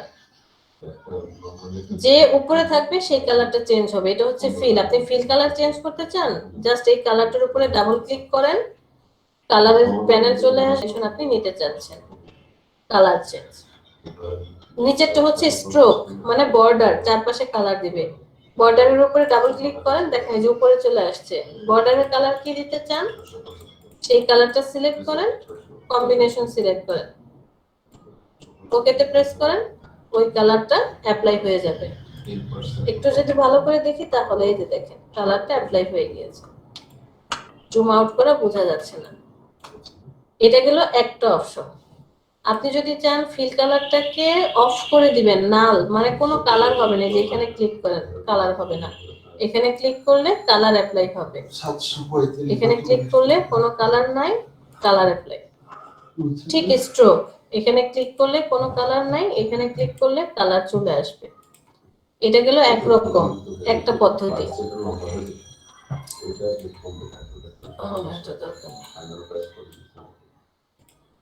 দ্বিতীয় পদ্ধতি, আপনি শেপটাকে সিলেক্ট করেন, চলে যাবেন কন্ট্রোল প্যানেলে, এই যে ফার্স্টটা হচ্ছে ফিল কালার, নালে ক্লিক করলে কোনো কালার হবে না। আর এখান থেকে যে কোনো ডেমো কালার আমরা কি করতে পারবো, চুজ করতে পারবো, পছন্দ করতে পারবো, সেই অনুযায়ী আপনি অ্যাপ্লাই করলেন কালার। এরপর একটা হচ্ছে স্ট্রোক, স্ট্রোকের কালারও আপনি কি করতে পারেন, চেঞ্জ করতে পারেন। নালে ক্লিক করলে কোনো কালার হবে না। সাপোজ আমি ব্লু কালারটা দিলাম। এখন এই যে ডান পাশে দেখেন স্ট্রোক কত আছে, 1 পিটি। ড্রপ ডাউনে ক্লিক করলে কিছু ডেমো পিটি দেওয়া আছে, যেগুলো সিলেক্ট করবেন সেই অনুযায়ী পিটি বড় বা ছোট হবে। আর এই ঘরটাতে এসে জাস্ট একটা ক্লিক করবেন, মাউসের স্ক্রল উপরের দিকে ঘোরালে স্ট্রোক কি হবে, বড় হবে, নিচের দিকে ঘোরালে স্ট্রোক ছোট হতে থাকবে। ঠিক আছে, স্ট্রোক চেঞ্জ করার জন্য আপনাকে এখানে আসতেই হবে। এটা গেল দুই রকম, একভাবে কালার চেঞ্জ করেছি। এখানে দ্বিতীয় অপশন, তৃতীয় অপশন কোথায় পাবেন, ওই যে আমরা উইন্ডো থেকে সোয়াচ নিয়ে আসছিলাম না, এই যে সোয়াচ, এই সোয়াচে পাবেন। এই যে সোয়াচের মধ্যে সোয়াচটা কিন্তু এখানেও আছে, এই জায়গাটাও সোয়াচ আছে। তো আপনি চাইলে এই জায়গা থেকে কি করতে পারেন, কালার চেঞ্জ করতে পারেন। এই যে এখন ফিল কালার সিলেক্ট করে আপনি ফিল কালার সিলেক্ট করে নেন, ফিল কালার চেঞ্জ করেন। সিলেক্ট না থাকলে আসলে কালার চেঞ্জ হবে না। ফিল কালার চেঞ্জ করলেন, স্ট্রোক চেঞ্জ করতে চাচ্ছেন, এখান থেকে কালার চেঞ্জ করেন। ঠিক আছে, গ্রেডিয়েন্ট কালারও তো এর ভিতর থেকে করা যাবে না? এখানে তিনটা গ্রেডিয়েন্ট আছে। আমরা তো আসলে তিনটা গ্রেডিয়েন্ট ইউজ করবো না, আমরা নিজেদের মতো করে সুন্দর করে সাজাবো, সুন্দর সুন্দর গ্রেডিয়েন্ট ইউজ করবো। সোয়াচেসে কিন্তু অনেক রেডি গ্রেডিয়েন্ট আছে, তাই না? ওটা আলাদা আলাদা। এই যে লাইব্রেরিতে আছে না, এটা আলাদা পার্ট বললাম না, এখানে আর এখানে আমরা আসবোই না। এই লাইব্রেরি লেয়ার এই আমরা মাথায় ঘামাই না, এটা একদম চোখের আড়াল করে দিই। আর সোয়াচের ব্যাপারটা বলছেন, আমি চাইলে সোয়াচ অ্যাড করতে পারবো, ডিলিট করতে পারবো, সেটা হচ্ছে যেদিন গ্রেডিয়েন্ট দেখবো ওই দিন দেখিয়ে দেবো কিভাবে অ্যাড ডিলিট করতে হয়। এছাড়াও আপনি পাবেন, এটা গেল একটা অপশন, সোয়াচ ক্যান্সেল। আরেকটা অপশন আছে উইন্ডো থেকে এই যে কালারটা নিয়ে আসেন, কালারে ক্লিক করেন, সাথে সাথে কালার প্যানেলটা আসবে, এটা এখানে অ্যাড করে দেন। কালার গাইডটা চলে গেল, কালার গাইডটাকে নিয়ে আসেন, ওর সাথে অ্যাড করে দেন, একটার সাথে থাকে কালার থিমস। ওকে, তো এই কালার থেকেও আপনি কি করতে পারবেন, কালার চেঞ্জ করতে পারবেন। জাস্ট সিলেক্ট করেন, এই যে কালার প্যালেট চলে আসছে, এখান থেকে আপনি যেই কালারটা চুজ করবেন সেই কালার নেবে। সেম ওয়াইকে ঠিক স্ট্রোকও আপনি চেঞ্জ করতে পারবেন এখান থেকে। আবার যদি আপনার কালার কোড জানা থাকে, কোড নাম্বার জানা থাকে, আপনি এখানে তো কোড নাম্বার দিতেই পারছেন ইজিলি। আরেকটা হচ্ছে যে এখানে চলে যাবেন, আরজিবিটা অ্যাক্টিভ করবেন, আরজিবি কালার মোডে কালার কোড দিয়ে দিবেন, এটা একটা অপশন।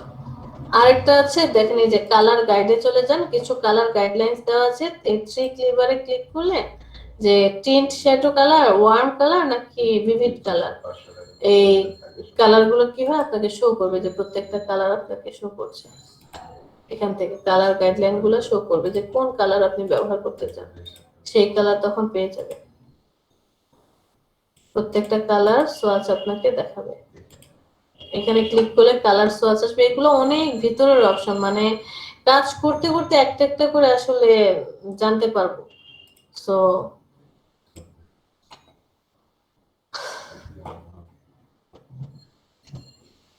বুঝতে পেরেছি।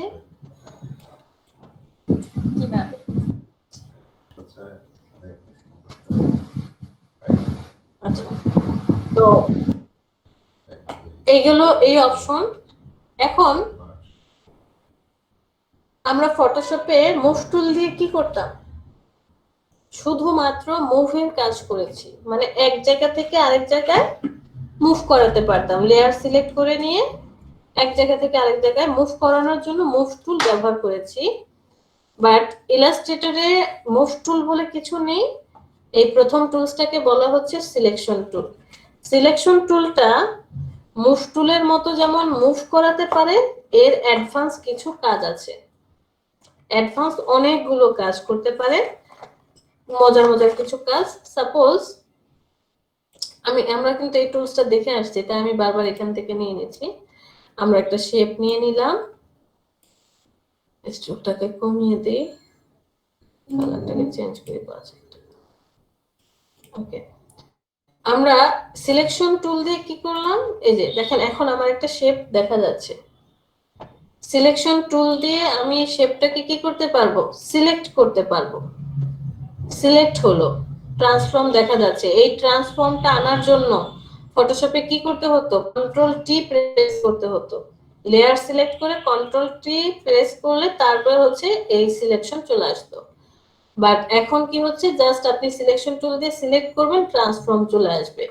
ফটোশপের মুভ টুল শুধুমাত্র মুভ করাতে পারতো, এই সিলেকশন টুল দিয়ে আপনি যেমন সিলেক্ট করতে পারবেন, মুভ করাতে পারবেন এক জায়গা থেকে অন্য জায়গায়, ট্রান্সফর্মের স্কেলিং করতে পারবেন, মানে বড় ছোট করতে পারবেন, একটু কষ্ট করে অল্টার আর শিফট চেপে ধরবেন, বড় ছোট করতে পারবেন সমানুপাতিক হারে, মানে দৈর্ঘ্য প্রস্থের যে প্রপোর্শন সেটা ঠিক রেখে কি হবে, বড় ছোট হবে। অথবা শুধু শিফট চেপে ধরেন, যেই জায়গাটা প্রেস করে ক্লিক করবেন তার বিপরীত দিকে সে কি হবে, বড় ছোট হতে থাকবে। এটা হচ্ছে একটা কন্ডিশন। আরেকটা কাজ করতে পারে, রোটেশন করতে পারে, রোটেট করে ঘোরাতে পারে। যে কোনো কর্নারে চলে যান, সে যে কোনো শেপকে কি করতে পারবে, রোটেট করতে পারবে। ওর আরো একটা স্পেশাল আছে, কি বলে, পাওয়ার আছে, সেটা হচ্ছে মডিফাই করতে পারে। কিভাবে দেখেন, এই যে প্রত্যেকটা কর্নারে এক একটা করে চোখ দেখা যাচ্ছে, পয়েন্টার চোখ। এই পয়েন্টার চোখে চলে যান, সে চাইলে রাউন্ডও করে দিতে পারবে। কি করলাম, সিলেকশন টুল দিয়ে যেমন আপনি সিলেক্ট করতে পারছেন, মুভ করাতে পারছেন এক জায়গা থেকে আরেক জায়গায়, স্কেলিং করতে পারছেন মানে ছোট বড় করতে পারবেন, রোটেট করতে পারবেন, এমনকি মডিফাইও করতে পারবেন। এই যে দেখেন আপু, এই যে আপনার যে চোখের মতো দেখা যায়, বাট আমি যখন কাজ করি এরকম তো চোখের মতো দেখা যায় না। 19-এর নিচে যাদের সফটওয়্যার সেটাতে আসবে না। তো এমনি আমাদেরটা যদি আমি চেষ্টা করি তাহলে কি আমার কর্নার জোড়া করতে হবে? আসেন সকাল ভোর 6টার পরে 10টার আগ পর্যন্ত ভালো স্পিড নেট থাকে, যেখানেই থাকেন না কেন, কারণ ওই সময়টায় সব পোলাপাইন সারা রাত নেট ব্রাউজিং করে, সকালবেলা ঘুমাইতে যায়, মানে ওদের তখন রাত হয়, ওই সময়টা কি থাকে, নেটের স্পিড ভালো থাকে। আপনি সকাল 6টা-7টার দিকে ডাউনলোড দিবেন, গেট ইনটু পিসিতে গিয়ে জাস্ট লিখবেন অ্যাডোবি ফটোশপ ইলাস্ট্রেটর 2019 ইনটু পিসি লিখে সার্চ দিবেন, অ্যাডোবি ইলাস্ট্রেটর 2019, এই যে চলে আসবে Adobe Illustrator CC 2019 free download. এটা সিলেক্ট করবেন, ভিতরে চলে যাবেন, স্ক্রল করে নিচে আসেন, এই যে এখান থেকে ডাউনলোড করবেন। আর একটু কষ্ট করে কিভাবে ইনস্টল করতে হয় দেখে নেবেন, কিছুই করতে হবে না, শুধু আপনি ডাউনলোড করবেন। এরপরে নেট কানেকশন বন্ধ করে দিয়ে পিসিতে যদি কোনো অ্যান্টিভাইরাস থাকে অ্যান্টিভাইরাস বন্ধ করে দিবেন, উইন্ডোজ ডিফেন্ডার অফ করবেন। এটা ফটোশপের মতোই আপু। হ্যাঁ, সেটআপ একটা অপশন থাকবে বা ইনস্টল একটা অপশন থাকবে, ইনস্টলে ক্লিক করবেন, 2 থেকে 5 মিনিট সময় লাগবে, ইনস্টল হয়ে যাবে। আপনি উইন্ডোজ ডিফেন্ডার অন করে দেন, অ্যান্টিভাইরাস অন করেন, নেট কানেকশন অন করে দেন, মনের মতো কাজ করে। এখানে কোনো ক্র্যাক নাই, কি ক্র্যাক করা, এগুলো সব প্রি অ্যাক্টিভেটেড।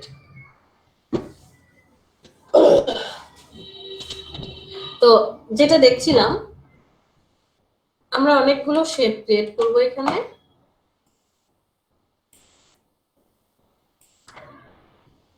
সাপোজ এখানে একটা শেপ ক্রিয়েট করলাম, এখানে একটা শেপ, এখানে একটা শেপ, অনেকগুলো শেপ ক্রিয়েট করলাম।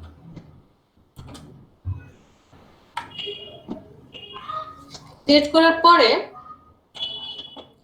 এই সিলেকশন টুল দিয়ে আমি কি করতে পারছি, আচ্ছা সবার একটু কালার চেঞ্জ করে দিই, দেখতে কেমন যেন অড লাগছে।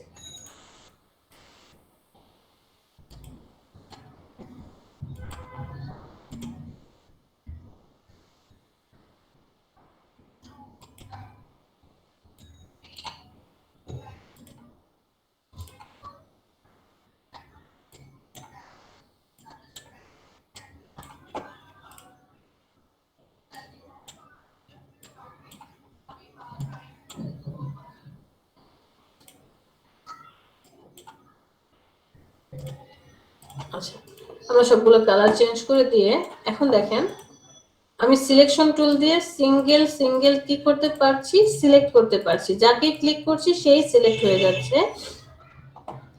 আবার আপনি যখন ড্র্যাগ করবেন, এই যেভাবে ড্র্যাগ করে একসাথে সবাইকে কি করতে পারেন, সিলেক্ট করতে পারেন। সবগুলো সিলেক্ট হয়ে গিয়েছে।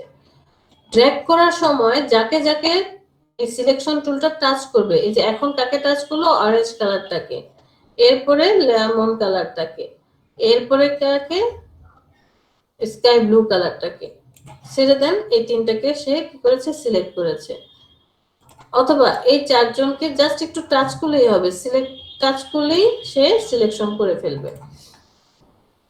সিঙ্গেল সিঙ্গেল যেমন সিলেকশন করতে পারছেন, ঠিক তেমন একসাথে অনেককে সিলেক্ট করতে পারবেন।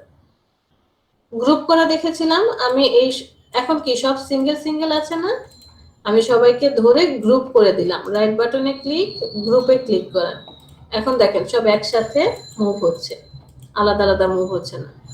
রাইট বাটনে ক্লিক করে আনগ্রুপ করে দেন, অথবা সূত্র প্রয়োগ করেন কন্ট্রোল শিফট জি, সব আলাদা আলাদা হয়ে গেছে।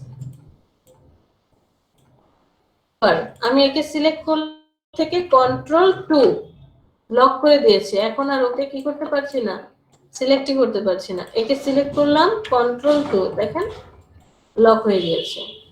যাকে সিলেক্ট করে কন্ট্রোল টু তে প্রেস করবেন সবাই লক হয়ে যাবে। সো আপনি সিঙ্গেল সিঙ্গেল বা একসাথে সবাইকে লক করতে পারেন, বাট যখন কন্ট্রোল অল্টার টু তে প্রেস করবেন সবাই একসাথে কি হবে, আনলক হয়ে যাবে। আবার কন্ট্রোল 3 দিয়ে হাইড করে দিচ্ছি। Control 3 select, control 3 select, control 3 control 3, সবাই হাইড অবস্থায় আছে। মনে হচ্ছে যে ডিলিট করে দিয়েছি, আসলে ডিলিট করিনি, হাইড করে দিয়েছি। আমি এখন যখন কন্ট্রোল অল্টার 3 তে প্রেস করব সাথে সাথে সবাই চলে আসবে।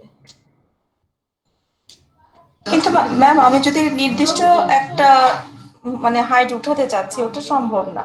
হ্যাঁ অবশ্যই সম্ভব। সেক্ষেত্রে তাহলে ওই যে ফটোশপের মতো লেয়ারে চলে যেতে হবে, লেয়ারে চলে যাবেন, এরপরে এই যে ভিতরে কাজ করবেন। বাট এটা দরকার পড়বে না, লেয়ারে আসারই কোনো দরকার নাই। লেয়ার নিয়ে যদি আপনি ইলাস্ট্রেটরে টেনশন করেন, কাজ করে কখনোই শান্তি পাবেন না, মজা পাবেন না। এক্স্যাক্টলি।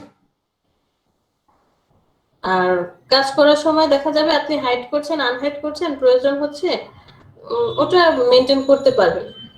আপু আরেকটা কথা ছিল, আমি একটা মনে করেন অবজেক্ট তৈরি করছি, এখন এটার উপর আরেকটা অবজেক্ট তৈরি করছি, আমি ওই অবজেক্টটা আমি এটা নিচে দিতে চাচ্ছি, সেই ক্ষেত্রে কি করবো, বা উপরে নিচে নেওয়ার জন্য?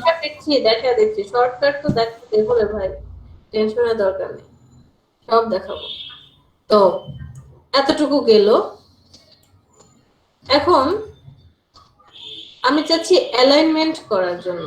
ধরেন কি চাচ্ছি যে এই যে উপরের যে পাঁচটা আছে, এই পাঁচটা সব এক সমানে থাকবে, এক লাইনে থাকবে।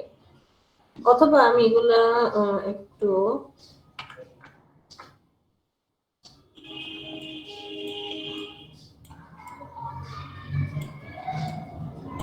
এরকম ছড়ানো ছিটানো আছে, হ্যাঁ আমার শেপগুলা। আমি চাচ্ছি সবাইকে সুন্দর একটা অ্যালাইনমেন্ট করার জন্য, যে সব এক লাইনে চলে আসুক। আপনি সবাইকে সিলেক্ট করেন, সিলেক্ট করার পর এই যে মেনু বারে দেখেন অ্যালাইন নামে একটা অপশন আছে, অথবা ডান পাশে আমি অ্যালাইন এনে রেখে দিয়েছি, এটাও সিলেক্ট করতে পারেন, এখান থেকেও কাজ করতে পারেন। কাজ করার পর ফার্স্টের এটা কি বলেছে, লেফট অ্যালাইনমেন্ট, একদম অ্যাজ ইট ইজ ফটোশপের মতোই লেফট অ্যালাইনমেন্ট। এখানে ক্লিক করেন, সাথে সাথে সব লেফটে চলে যাবে।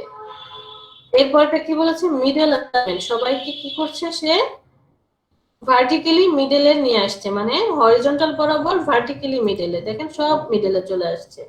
এরপরে কি রাইট অ্যালাইনমেন্ট করে দিচ্ছে, সব ডান পাশে নিয়ে গেল।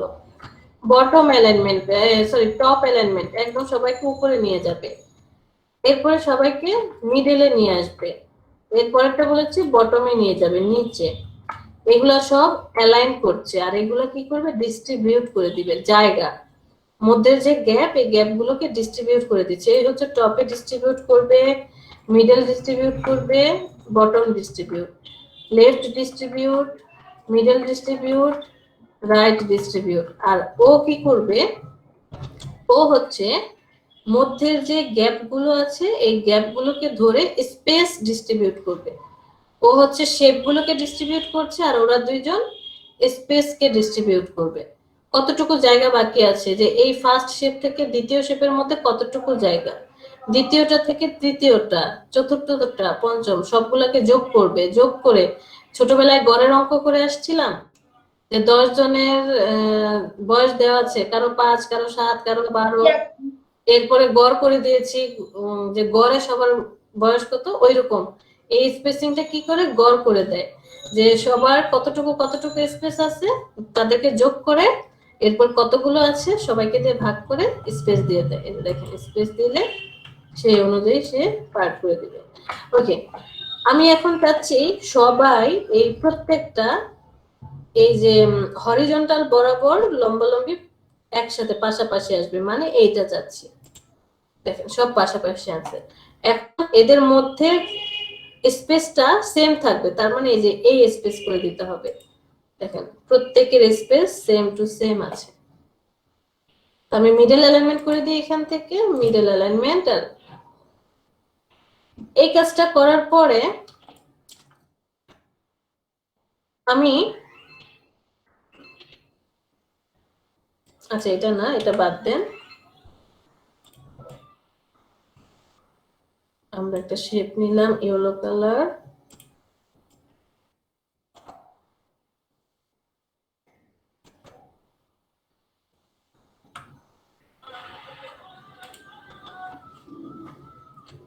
এরপরে একটা শেপ নিলাম, এটা দিলাম রেড কালার,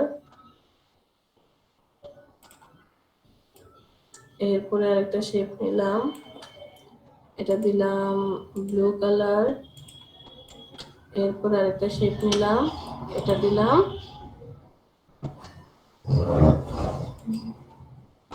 সবুজ কালার, এরপর আরেকটা শেপ নিলাম, এটা দিলাম সাদা কালার। ওকে, আমরা এখানে 5টা শেপ ক্রিয়েট করেছি।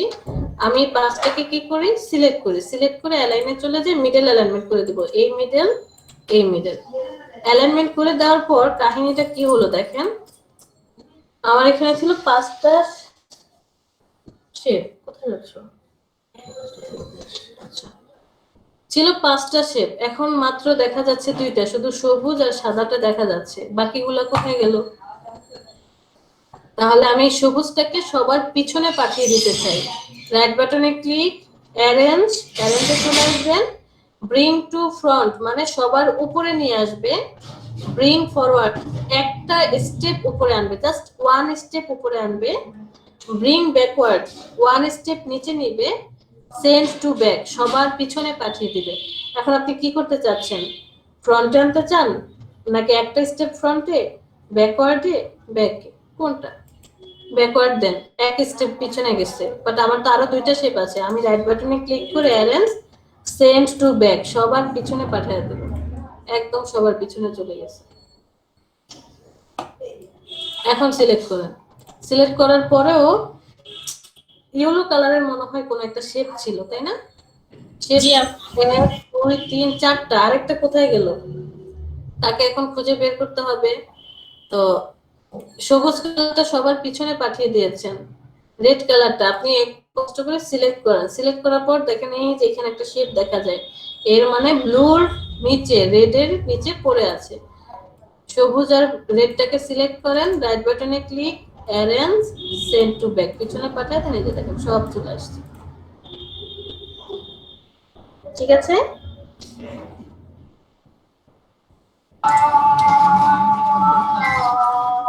আমি